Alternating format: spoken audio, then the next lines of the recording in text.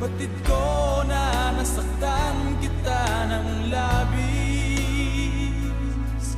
at sinabi ko sa'yo